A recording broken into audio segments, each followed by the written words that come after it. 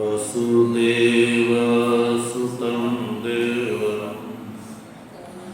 कंसचाणूरमर्दनं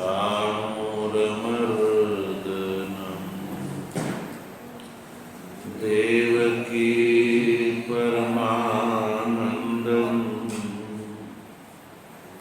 कृष्णं वन्दे जगद्गुरुं मूकं करोति वाचालं पङ्गुं लङ्घयते गिरिं यत्कृपातमहं वन्दे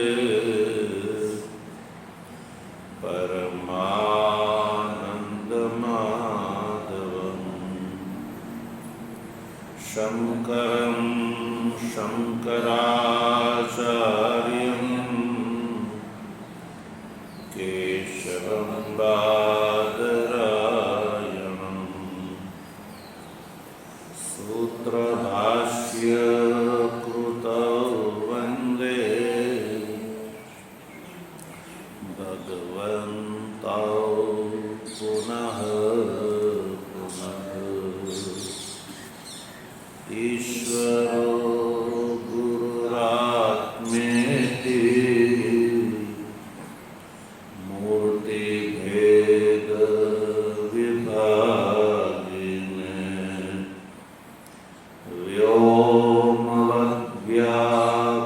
व्योमवद्व्याप्तदेहाय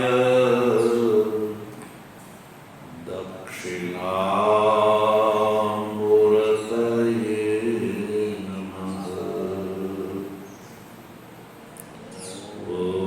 शांति शांति शांति।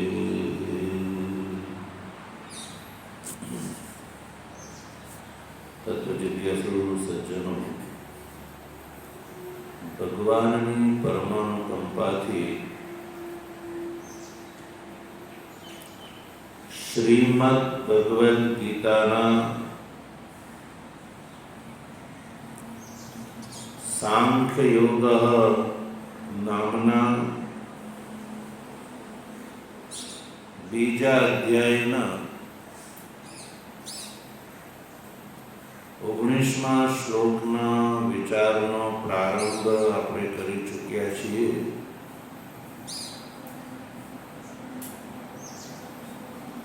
ભગવાન ભાષ્યકાર આ શ્લોક વિશે એવું લખે છે કે અર્જુનનો જે શોક અને મોહ છે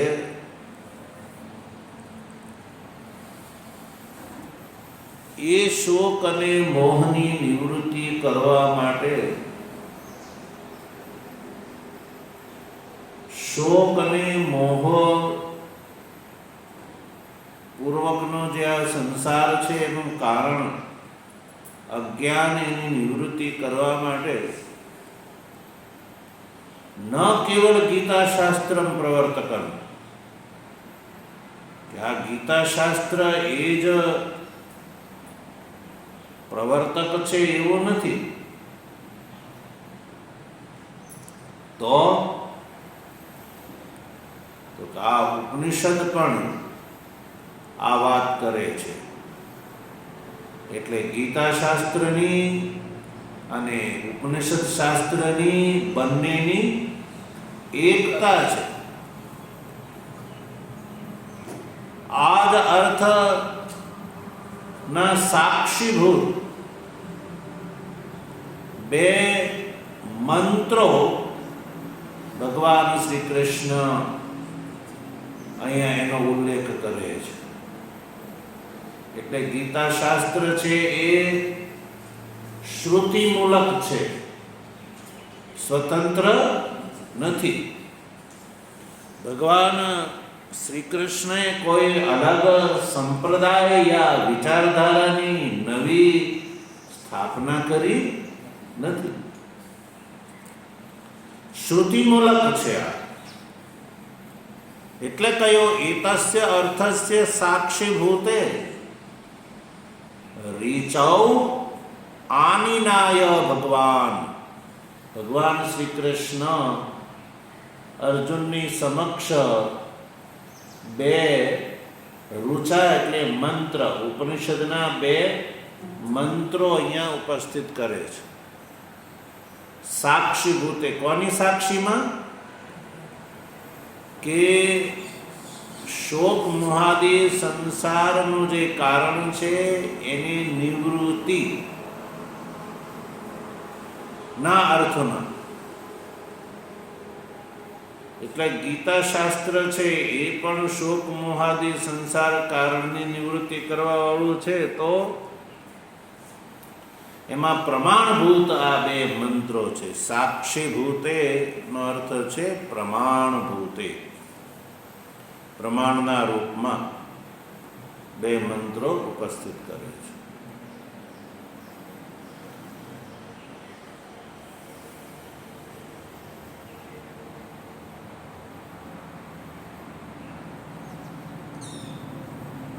તો એ બે મંત્રોમાં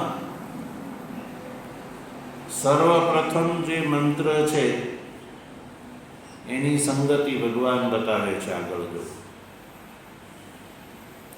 પાઠ મળ્યો બધાને? પ્રથમ મંત્રની સંગતિ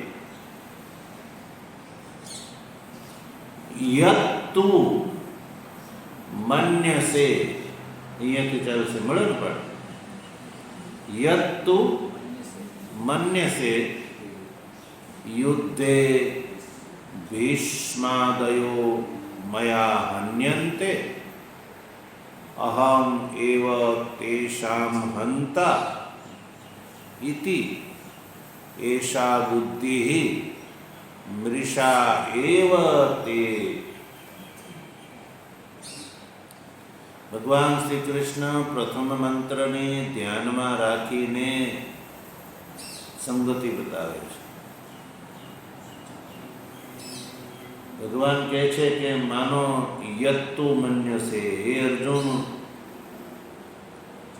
આ જે તું માને છો.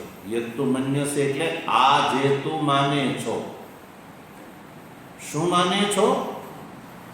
યુદ્ધે ભીષ્માદયો મયા હન્યન્તે. આવું હે અર્જુન તું માને છો. યુદ્ધમાં ભીષ્માદિ મારા દ્વારા માર્યા જશે એવું હે અર્જુન તું માને છો. અહમ એવ તેષામ હંતા, હું એનો હનન કરવા વાળો છું એવું જે તું માને છો. કે યુદ્ધમાં ભીષ્માદિ મારા દ્વારા માર્યા જશે અને હું એનો મારવા વાળો છું, હું હંતા છું. અને ભીષ્માદિ હનનના કર્મ જ મરવા વાળા છે, હું મારવા વાળો છું. અને ભીષ્મ દ્રોણાદિ મરવા વાળા છે. એવું જે હે અર્જુન તે માની રાખેલો છે ને, એષા બુદ્ધિ મૃષા એવ તે. એટલે હે અર્જુન તારું આ માનવું છે એ મૃષા એટલે કે મિથ્યા છે.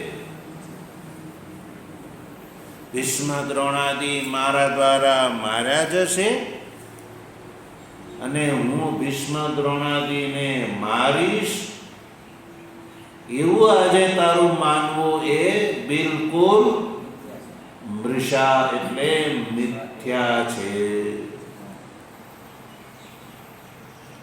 આ માન્યતા અર્જુનની જે છે, આ જે અર્જુનનું જે મનોરાજ્ય છે એની નિવૃત્તિ કરવા વાળો આ પ્રથમ મંત્ર છે. 19મો શ્લોક એ પ્રથમ મંત્ર છે. ક્યાંનો મંત્ર છે? કઠોપનિષદનો. કઠોપનિષદનો આ મંત્ર છે.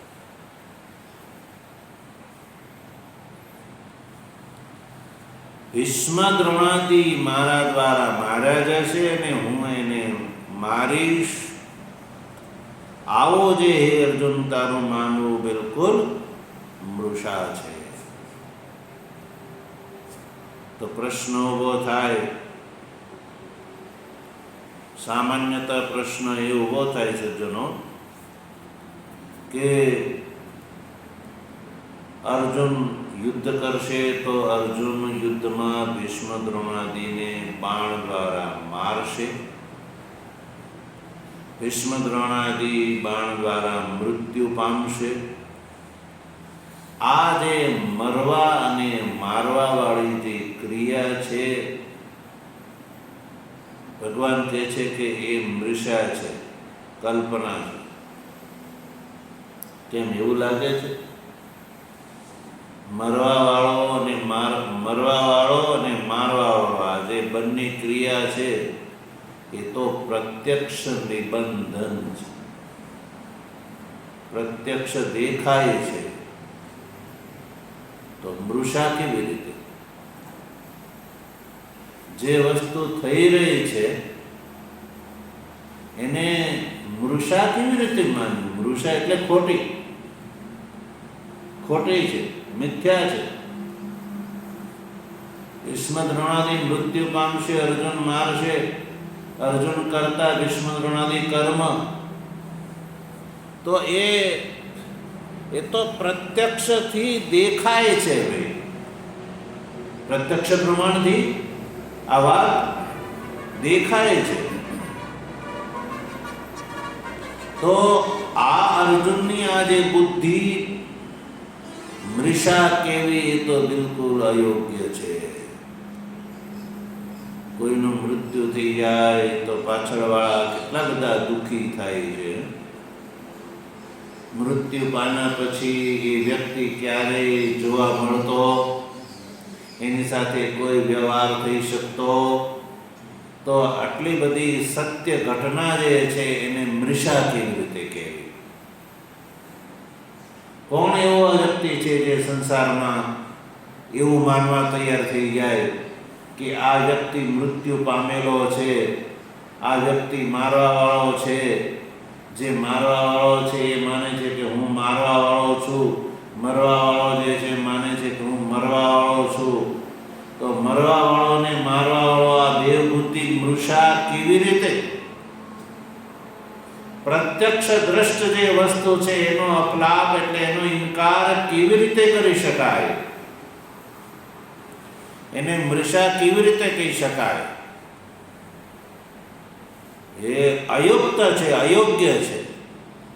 આ વાત ધ્યાનમાં રાખી અને ભાષ્યકાર આગળ જો પ્રશ્નપૂર્વક એ વાત ઉઠાવ છે. કથમ શબ્દ મળે, કથમ.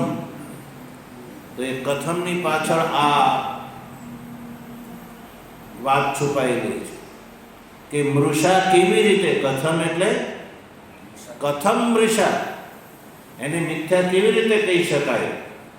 જ્યારે ક્રિયા થઈ રહી છે તો એને મૃષા કેવી રીતે કહી શકાય? તો એના ઉત્તરમાં, આ આક્ષેપના ઉત્તરમાં 19મો શ્લોક છે. 19મો શ્લોક જે અર્થથી કઠોપનિષદનો મંત્ર છે. ભગવાન શ્રી કૃષ્ણ અહીંયા 2 મંત્ર ઉપસ્થિત કરે છે. એમાં આ પહેલો મંત્ર છે.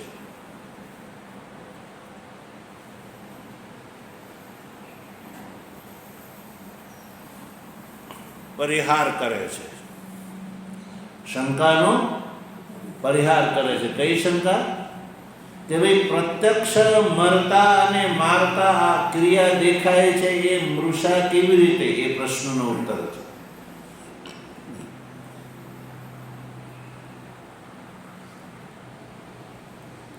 તો પ્રશ્ન કરતા શું માને છે કે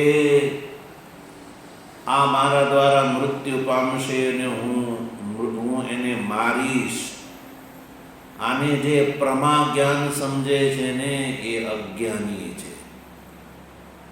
એ માનવું એ પ્રમા જ્ઞાન નથી, સાચું જ્ઞાન નથી.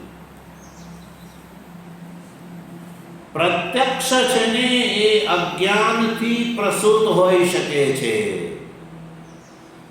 પ્રત્યક્ષ મરવા અને મારવા વાળી ક્રિયા બંને પ્રત્યક્ષ દેખાય છે કે નહીં? તો જો ધ્યાન આપો, પ્રત્યક્ષ છે ને એ અજ્ઞાન પ્રસૂત હોય છે. કેવું હોય છે? અજ્ઞાન પ્રસૂત. અને અજ્ઞાન પ્રસૂત હોય ને એ આભાસ હોવાના કારણે એના દ્વારા થયેલી ક્રિયા જે છે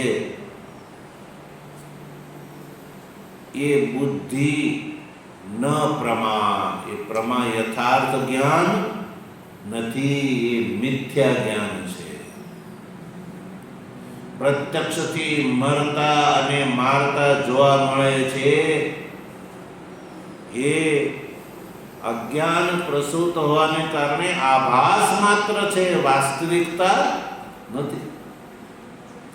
પ્રત્યક્ષ પ્રમાણથી જે મરવા અને મારવા વાળા આ જે બે ક્રિયા દેખાય છે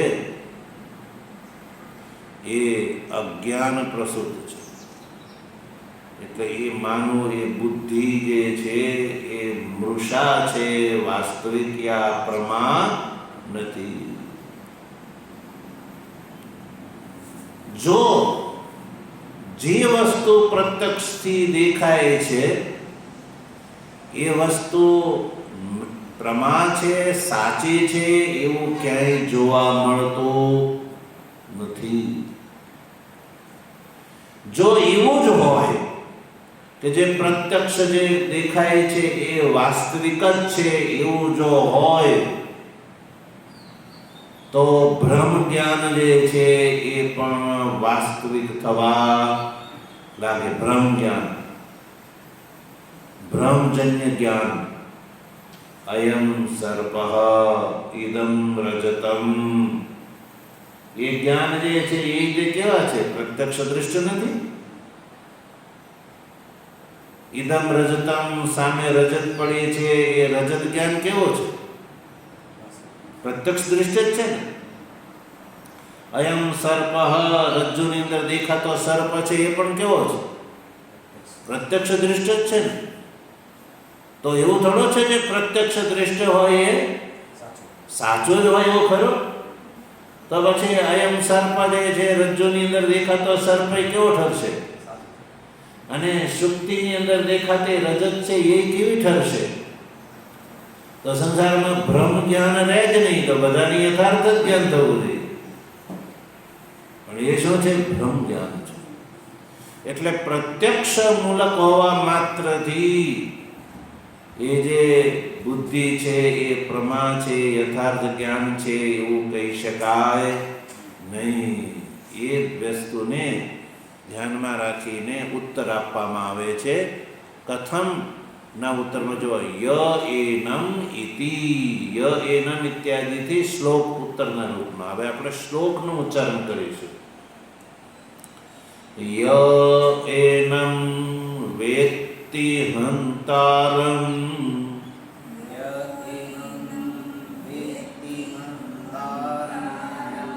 યશ્ચૈનમ મન્યતે હતમ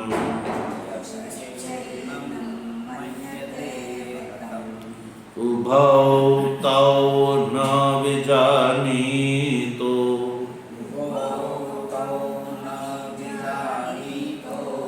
નાયમ હંતિ ન હન્યતે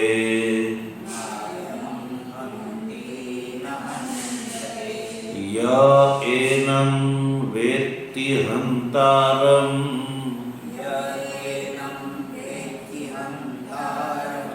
યશ્ચૈનમ મન્યતે હતમ ઉભૌ તૌ ન વિજાનીતો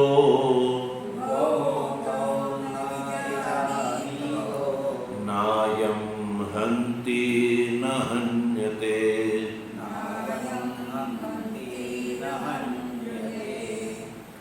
તો ભગવાન શ્રી કૃષ્ણએ આ શ્લોક માં કઠોપનિષદના મંત્રનો અર્થથી ઉલ્લેખ કર્યો છે, શબ્દથી નહીં પણ અર્થથી. કારણ કે કઠોપનિષદમાં આ મંત્રનું જેવું સ્વરૂપ છે એવું જ અહીંયા ઉપસ્થિત નથી. શબ્દમાં ભેદ છે પણ અર્થ એક જ છે.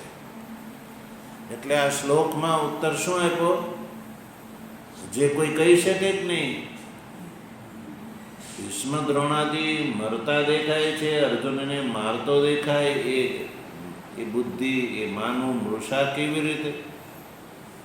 તો એ શ્લોકથી ખબર પડશે કે એ મૃષા છે. અયમ સર્પ એ મૃષા છે કે ઇયમ રજ્જુ એ મૃષા? સાચો જ્ઞાન છે. નાયમ સર્પ ઇયમ રજ્જુ. તો આ સર્પ છે એ મિથ્યા જ્ઞાન છે, ઇયમ રજ્જુ એ યથાર્થ જ્ઞાન છે, અયમ સર્પ એ મિથ્યા જ્ઞાન છે. આ સુક્તિ છે એ યથાર્થ જ્ઞાન છે અને આ રજત છે એ મિથ્યા જ્ઞાન છે. કારણ કે રજત પ્રકારક જ્ઞાનનો સુક્તિ પ્રકારક જ્ઞાનથી બાદ થઈ જાય છે. જેનો બાદ થઈ જાય, જે જ્ઞાનનો બાદ થઈ જાય એ જ્ઞાન કેવું ગણાય? મિથ્યા ગણાય. અયમ સર્પ એ જે જ્ઞાન છે એનો નાયમ સર્પ ઇયમ રજ્જુ એ જ્ઞાનથી બાદ થઈ જાય છે. જે જ્ઞાનનો બાદ થઈ જાય એ જ્ઞાનને મિથ્યા જ્ઞાન કહેવામાં આવે છે. એટલે ભગવાન શ્રી કૃષ્ણ આ ઉપનિષદના મંત્રના માધ્યમથી અર્જુનને કહે છે કે હે અર્જુન, તું જે એવું માની રહ્યો છો કે ભીષ્માદિ મારા દ્વારા માર્યા જશે, હું ભીષ્માદિનો મારવા વાળો છું, આવું જે જ્ઞાન છે એ તારું મિથ્યા એટલા માટે છે કે એ જ્ઞાનનો બાદ થઈ જાય છે. ઉપનિષદ જ્ઞાનથી બાદ થઈ જાય છે. ઉપનિષદ શું કહે છે તો એ આમાં બતાવ્યું શ્લોકમાં. તો શ્લોકનો એ આ અર્થ છે. એ શ્લોકના અર્થ સુધી પહોંચવા માટે આપણે આ જે શ્લોક છે એ શ્લોકમાં આવેલા જે પદો છે એનો સંધિ વિચ્છેદ કરીશું. સૌથી પહેલા સંધિ વિચ્છેદ જો ય એનમ બોલો વેત્તિ હંતારમ યહ ચ એનમ મન્યતે હતમ ભવ તૌ ન વિજાનીતઃ ન અયમ હંતિ ન હન્યતે. આ શ્લોકના જે પદો છે એને આપણે સંધિ છૂટી પાડીને પદોને છૂટા પાડી દીધા. હવે શ્લોકમાં આવેલી જે વાત છે એનો અર્થ સમજવા માટે આ જે પદો છે એને આપણે વાક્યના રૂપમાં સમજીશું. વાક્ય અન્વય કરીશું. અન્વય એટલે એને વાક્યમાં ગોઠવીશું. તો આ શ્લોકના 4 વાક્ય બનશે. કેટલા બનશે? 4 વાક્ય બનશે. સૌથી પહેલું વાક્ય જો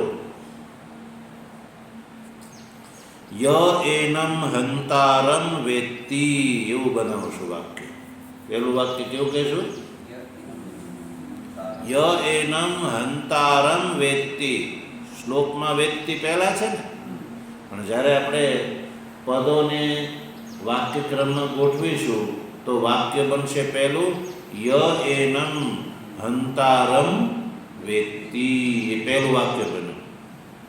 પછી બીજા ચરણનું બીજું વાક્ય, યહ ચ એનમ હતમ મન્યતે, આ બીજું વાક્ય બન્યું. ઉત્તરાર્ધમાં તૌ ઉભૌ ન વિજાનીતઃ, એ ત્રીજું વાક્ય બન્યું. અયમ ન હંતિ ન હન્યતે, એ ચોથું વાક્ય બન્યું. તો આ શ્લોકના અર્થ સુધી પહોંચવા માટે આ પ્રક્રિયા છે, એટલે એને આપણે વાક્યમાં ઉચ્ચારણ કર્યું. હવે હું વાક્યનું ઉચ્ચારણ કરું છું, તમે લોકો પાછળથી બોલજો. ય એનમ હંતારમ વેત્તિ, બોલો. યહ ચ એનમ હતમ મન્યતે તૌ ઉભૌ ન વિજાનીતઃ અયમ ન હંતિ ન હન્યતે. જો ભગવાન શ્રી કૃષ્ણ અર્જુનને કહે છે કે હે અર્જુન, ય એનમ હંતારમ વેત્તિ, આ પહેલું વાક્ય કહે છે કે અર્જુન, ય એટલે જે વ્યક્તિ, એનમ એટલે આ આત્માને, આ આત્માને, અથવા એમ સમજો કે જે પોતાને હંતારમ વેત્તિ, એનમ એટલે પોતાને, આ પ્રકૃત દેહી આત્માને, એનમથી અભિપ્રાય છે જેની વાત ચાલી રહી છે, પ્રકૃત દેહી આત્મા, આત્માને જે હંતારમ વેત્તિ, હંતારમ એટલે હનન કરવા વાળો જે જાણે છે, પોતાને મારવા વાળો જે જાણે છે. અને બીજું વાક્ય યશ્ચ એનમ હતમ મન્યતે, જે વ્યક્તિ, એનમ એટલે પ્રકૃત દેહી જે આત્મા છે એને હતમ એટલે મરવા વાળો માને છે, હણાઈ જવા વાળો માને છે. એક હણવા વાળો પોતાને માને છે ને બીજો પોતાને હણાઈ જવા વાળો માને છે. એક પોતાને મારવા વાળો માને છે અને જે પોતાને મરવા વાળો માને છે. અર્જુન છે એ પોતાને શું માને છે? મારવા વાળો સમજે છે કે હું એને મારવાનો છું. અને ભીષ્મ દ્રોણાદિ છે એ મરવા વાળા છે. તો જે મારવા વાળો પોતાને મારવા વાળો સમજે છે, મરવા વાળો જે છે પોતાને મરવા વાળો જે સમજે છે, તવ ઊભો, એ બંને, તવ ઊભો એટલે એ બંને, ન વિજાનીતઃ, એ બંને જાણતા નથી, બંને સાચું જાણતા નથી. ન વિજાનીત, એ આત્માને જાણતા નથી.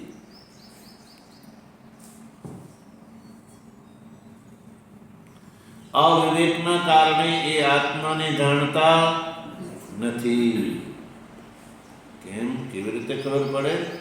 જે વસ્તુતા નથી જાણતા, જે પોતાને મારવા વાળો સમજે છે, પોતાને જે મરવા વાળો સમજે છે, દેખાય છે ક્રિયા, પેલો મારે છે શસ્ત્રથી અને પેલો મૃત્યુ પામે છે, તો એ બંને મારવા વાળો અને મરવા વાળો જે પોતાને નથી જાણતા, એ કેવી રીતે કહી શકાય? એટલે કહી શકાય કે અયમ ન હંતિ ન હન્યતે. અયમ એટલે આ પ્રકૃત દેહી આત્મા, ન હંતિ એ કોઈને મારતો નથી અને ન હન્યતે કોઈનાથી મરતો નથી. એ કોઈને મારતો નથી અને એ કોઈનાથી મરતો નથી.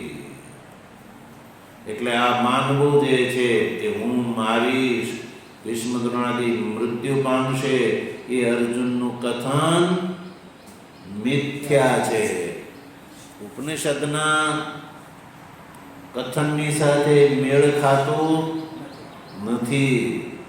ઉપનિષદનું કથન છે એ પ્રમા છે, યથાર્થ છે. અર્જુનનું જે પ્રત્યક્ષ જ્ઞાન છે એ અપ્રમા છે, મિથ્યા છે. ઉપનિષદ જ્ઞાન જે છે એ પરમ પ્રમાણ છે, એની અંદર ક્યાંય કોઈ દોષ નથી. એટલે ભગવાન શ્રી કૃષ્ણ તો અર્જુન આ ઉપનિષદનો મંત્ર અહીંયા સાક્ષી રૂપથી ઉપસ્થિત કરે છે.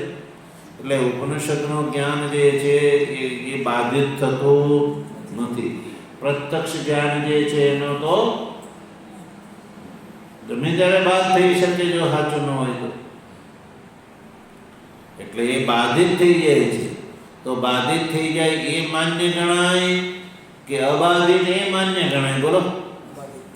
કોઈ વ્યક્તિ વારે વારે ફરી જતો હોય તો લોકો એની ઉપર વિશ્વાસ કરશે કે એવો વ્યક્તિ કે જે બોલે છે પછી ફરતો નથી, એવા વ્યક્તિ ઉપર બધા વિશ્વાસ કરશે કે ભાઈ આ બોલ્યો એટલે હવે બદલવાનો નથી. અને જે કે રાયના ભાવ રાતે ગયા તો એની ઉપર કોઈ વિશ્વાસ કરશે નહીં કરે. જે બોલું બદલી નાખે ને એની ઉપર વિશ્વાસ કરતા, અને જે પોતાના બોલાઓ પર જે છે એ ટકીને રહે છે તો લોકો એની ઉપર વિશ્વાસ કરે છે. એટલે પ્રત્યક્ષ જ્ઞાન છે ને એ બાધિત થવા વાળો છે, બદલી જવા વાળો છે. અને શ્રુતિનું જ્ઞાન, ઉપનિષદનું જ્ઞાન જે છે એ બદલતું નથી. એ પ્રમા જ્ઞાન છે. પ્રમા જ્ઞાનથી ભ્રમ જ્ઞાન જે છે એનો નાશ થાય છે, નિવૃત્ત થાય છે. એટલે પ્રત્યક્ષથી મરવાવાળો અને મારવાવાળો દેખાય છે, પણ શ્રુતિ કહે છે કે આ આત્મા મરતોય નથી ને મારતો પણ નથી. નાયમ હંતી ન હન્યતે. અયમ આત્મા જે છે કોઈને મારતોય નથી અને કોઈનાથી મરતો પણ નથી. તો આ શ્લોકનો અન્વય સહિત અર્થ આપણે સમજી ચૂક્યા. શ્લોકનો અર્થ શું છે કે જે આને મરવાવાળો સમજે છે, જે પોતાને મારવાવાળો સમજે છે, આ બંને આત્માના સ્વરૂપને જાણતા નથી. કેમ? ખરેખર શું છે? ખરેખર છે કે આત્મા મારતોય નથી અને આત્મા મરતો પણ નથી. આવું હોવા છતાં પણ જે પોતાને મરવાવાળો અને જે પોતાને મારવાવાળો સમજે છે એનું જ્ઞાન મિથ્યા છે, મૃષા છે. એ ઉત્તર થઈ ગયો. કારણ કે પ્રશ્ન હતો ને, એશા બુદ્ધિ મૃષા એવું જે કીધું ત્યારે પ્રશ્ન તો કથમ, કેવી રીતે આ સંભવ છે? તો ઉપનિષદના શ્લોકનો અર્થ બતાવ્યો કે આ રીતે આ મિથ્યા છે. તો હવે ભગવાન ભાષ્યકાર આ શ્લોક ઉપર જે ભાષ્ય છે ને એ ભાષ્ય આપણે જોઈએ. તો ભાષ્યની પંક્તિમાં જો ય એનમ મળ્યું, ય એનમ પ્રકૃતમ દેહિનમ વેત્તિ વિજાનાતિ હંતારમ હનન ક્રિયાયા કર્તારમ. પહેલા પ્રથમ વાક્યનું ભાષ્ય થયું. આપણે શ્લોકના 4 વાક્ય બનાવ્યા. કેટલા? 4 વાક્ય. શ્લોકમાં ય એનમ વેત્તિ હંતારમ જે શ્લોકમાં છે ને, તો જો ભાષ્યકાર જે છે ને જ્યારે ભાષ્ય કરે છે ને ત્યારે શ્લોકમાં જે ક્રમથી પદો આવ્યા ને એ જ ક્રમને બદલતા નથી. ઘણીવાર ક્યારેક એવું જરૂર પડે તો શબ્દ આગો પાછો હોય, પણ જે ક્રમ છે એ જાળવી રાખે છે.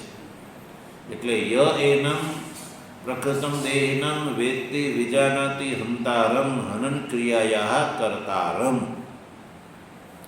પછી બીજું વાક્ય યશ્ચ એનમ અન્યો મન્યતે હતમ દેહ હનનેન હતો અહમ ઇતિ હનન ક્રિયાયાઃ કર્મભૂતમ.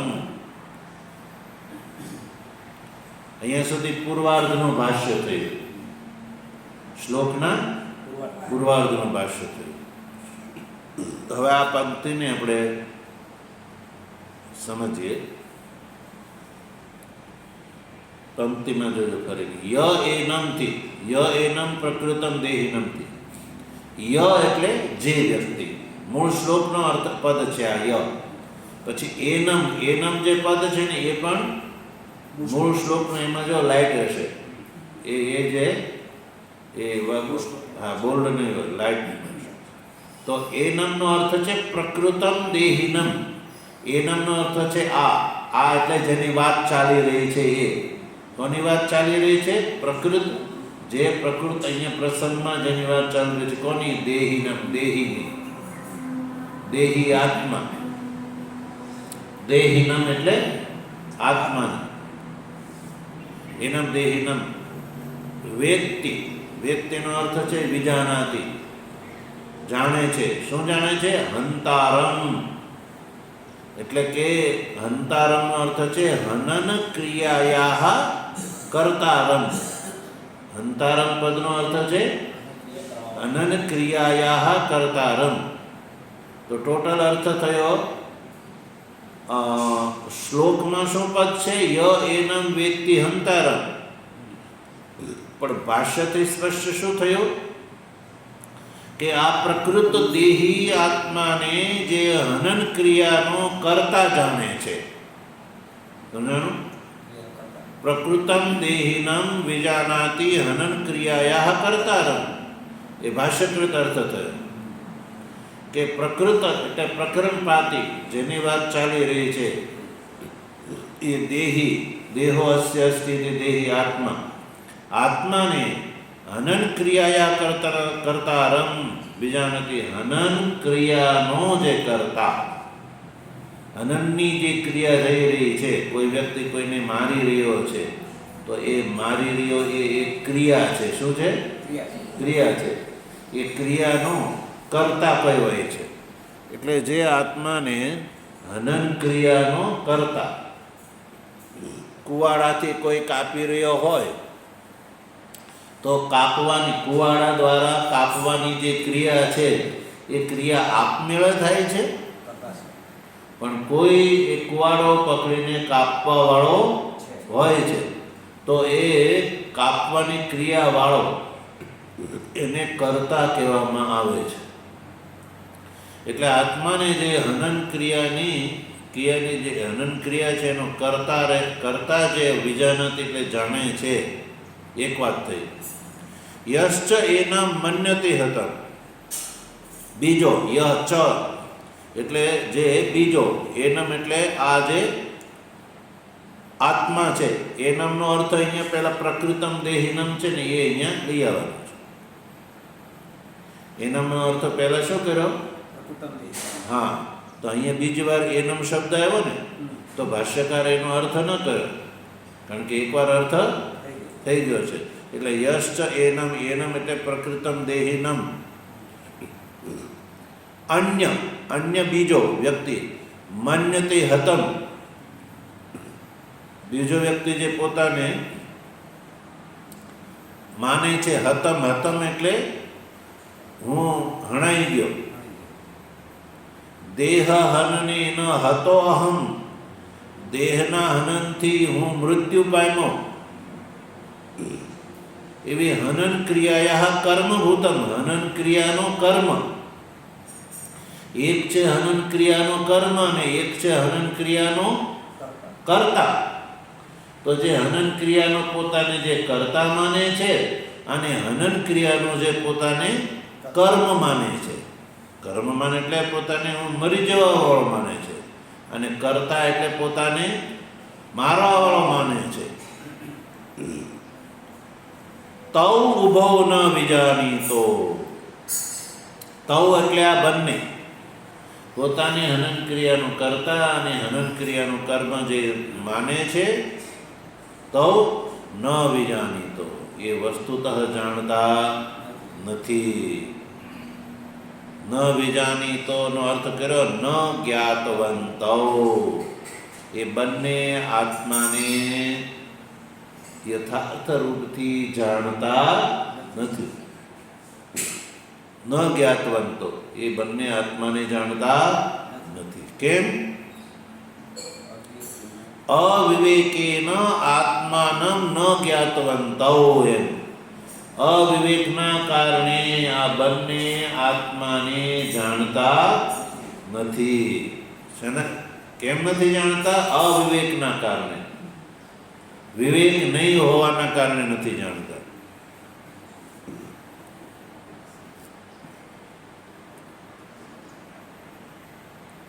જો એ પંક્તિનો અભિપ્રાયાત્મક અર્થ કહેજો. હંતા અહમ, હતો અસ્મિ અહમ. એક પોતાને હું માને છે હંતા અહમ, હું હંતા છું, હણવા વાળો છું. બીજો હતોસ્મિ અહમ, હું હણાઈ જેવા વાળો છું. એ તો હણાઈ છે કોણ? દેહ. હણે છે કોણ? દેહ. બરાબર ને? હણે છે એ દેહ છે અને હણાઈ છે એ દેહ છે. તો દેહ હનને ન, દેહના હણાઈ જવાથી આત્માનમ અહમ પ્રત્ય વિષયમ યૌ ન વિજાનીત. આત્મા જે છે, અહમ પ્રત્યેનો જે વિષય આત્મા છે એને યો ન વિજાનીત, જે જાણતો નથી. યો વિજાની અથવા હંતા, હું હણવા વાળો છું.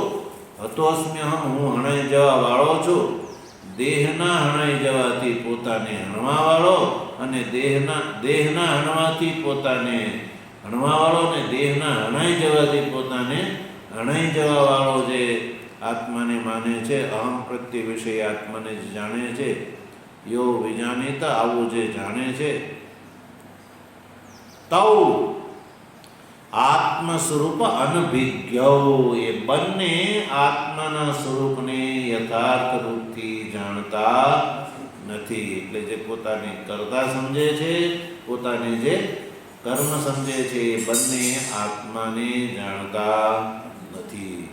તૌ આત્મ સ્વરૂપ અનભિજ્ઞૌ, એ બંને કેવા છે?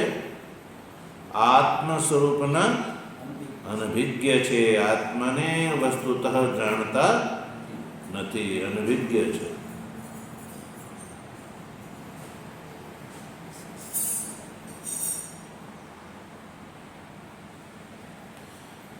તો પ્રશ્ન ઉભો થાય કે ભાઈ કેમ એ બંને આત્મ સ્વરૂપને નથી જાણતા? એવું કઈ રીતે કહી શકાય? જ્યારે એક વ્યક્તિ મારે છે, એક વ્યક્તિ મૃત્યુ પામે છે, એ બંને ક્રિયા દેખાય છે, તો એ આવું જે માને છે એ અનભિજ્ઞ કેવી રીતે? તો ચતુર્થ ચરણ જો એના ઉત્તરમાં છે. યસ્માદ, યસ્માદ મને એટલા માટે કે વાસ્તવિકતા એ છે કે ન અયમ હંતિ અને ન હન્યતે. ન અયમ આત્મા, ન હંતિ, એ કોઈને મારતો નથી. હંતિનો અર્થ કર્યો ન હનન ક્રિયાયા કરતા ભવતી. આત્મા હનન ક્રિયાનો કરતા નથી. અને ન ચ હન્યતે, યાની ન ચ કર્મ ભવતી. હનન ક્રિયાનું કર્મ એ ન હન્યતે, હણતો પણ મરાતો પણ નથી. એટલે ન ચ કર્મ ભવતી, હનન ક્રિયાનું કર્મ પણ નથી અને હનન ક્રિયાનો કરતા પણ નથી. ન અયમ હંતિ, એ જે છે આત્મા જે છે હંતિ, હનન ક્રિયાનું કરતા પણ નથી અને ન ચ હન્યતે, એટલે હનન ક્રિયાનું કર્મ પણ નથી. વાસ્તવિકતા આ છે. એ કરતાય નથી અને કર્મ પણ નથી. આત્મા કરતાય નથી અને કર્મ પણ નથી. તો પ્રશ્ન ઉભો થાય કે કેમ? તો કહ્યું કે અવિક્રિયત્વાત્, એ હેતુ છે. અવિક્રિયત્વાત્, આત્મા અવિક્રિય હોવાથી, એ ઉત્તર થયો. આત્મા અવિક્રિય હોવાથી. આત્મા હનન ક્રિયાનો કરતા કેમ નથી થતો, કર્મ કેમ નથી થતો, એ પ્રશ્ન ઉભો થાય તો કહ્યું કે અવિક્રિયત્વાદ, અવિક્રિય હોવાને કારણે.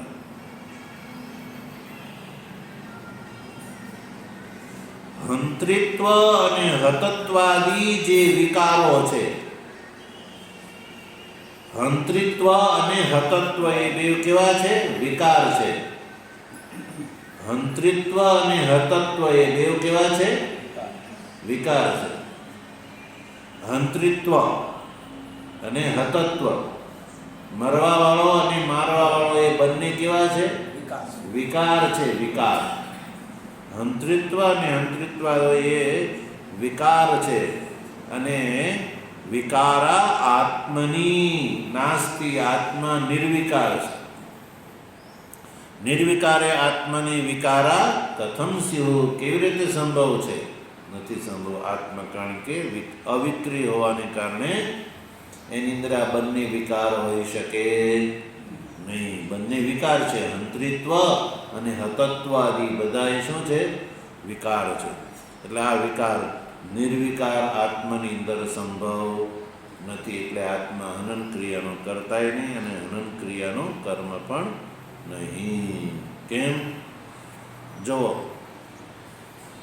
જે વ્યક્તિ શસ્ત્રપાણી છે, શસ્ત્રપાણી એટલે હાથમાં જેણે હથિયાર ધારણ કર્યું છે, પ્રબળ દેહવાળો છે, સશક્ત દેહવાળો છે, એ જ અન્ય બીજા દુર્બળ દેહનું હનન કરે છે. પ્રબળ દેહવાળો જે છે, જેને હાથમાં શસ્ત્ર ધારણ કરેલું છે, એ જ શસ્ત્ર રહિત નિર્બળ જે દુર્બળ દેહ છે એનું હનન કરવા વાળો બને છે અને મારવા વાળો બને છે.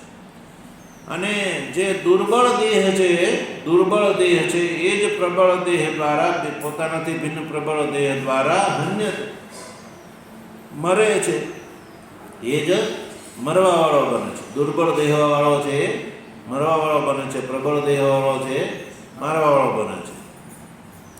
તો આ બંને જે છે, દુર્બળતા અને પ્રબળતા, પ્રબળતા જે છે એ મારવા વાળો છે અને દુર્બળતા છે એ મરવા વાળો છે. તો પ્રબળતા અને દુર્બળતા એ કોના ધર્મ છે? દેહના ધર્મ છે. બસ સીધો સ્પષ્ટ વાત થઈ.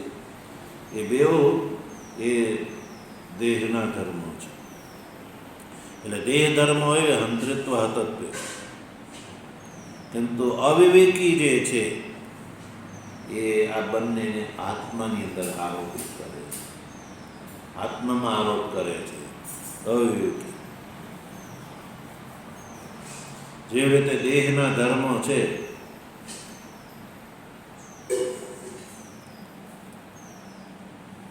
હુકલકડી કોઈ વ્યક્તિ છે, કારશે, એ દેહના ધર્મો જે છે એ આત્માની અંદર આરોપિત કરે છે કે હું શુક્લો છું, પાત્રો છું. હવે દેહનો ધર્મ, જાડો પાત્રો એ દેહનો ધર્મ છે, પણ અજ્ઞાની મનુષ્ય એને આત્માની અંદર, પોતાની અંદર માને છે.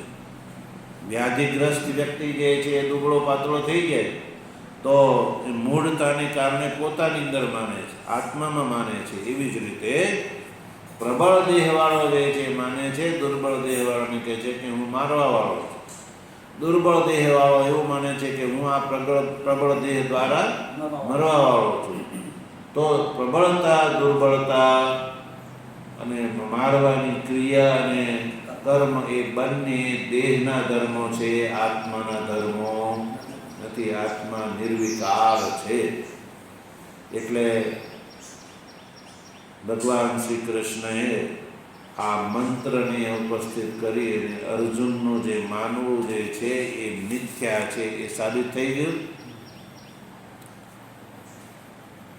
અહમ યુદ્ધે ભીષ્માદયો મયા હન્યન્તે અહમેવ તેષામ હંતા. યુદ્ધની અંદર હું ભીષ્મ દ્રોણાદિને મારીશ, ભીષ્મ દ્રોણાદિ જે છે મૃત્યુ પામશે. તો એ બુદ્ધિ કેવી થઈ? હવે મિથ્યા સાબિત થઈ જ નહીં. તો પ્રત્યક્ષ જે છે એ આગમ પ્રમાણથી બાધિત થઈ ગયું. પ્રત્યક્ષ જ્ઞાન છે એ આગમ પ્રમાણથી બાધિત થઈ ગયું. એટલે વાસ્તવિકતા છે એ ભગવાન શ્રી કૃષ્ણએ બતાવી. એટલે એક મંત્રની વાત આપણે કરી. આગળ બીજો મંત્ર છે. ઓમ વસુદેવ સુતં દેવં કંસચાણૂરમર્દનમ દેવકી પરમાનંદમ કૃષ્ણં વંદે જગદ્ગુરું મૂકં કરોતિ વાચાલં પંગું લંઘયતે ગિરિં યત્કૃપાતમહં વંદે પરમાનંદમાધવં શંકરં શંકરાચાર્યં કેશવં બાદરાયણં સૂત્રભાષ્ય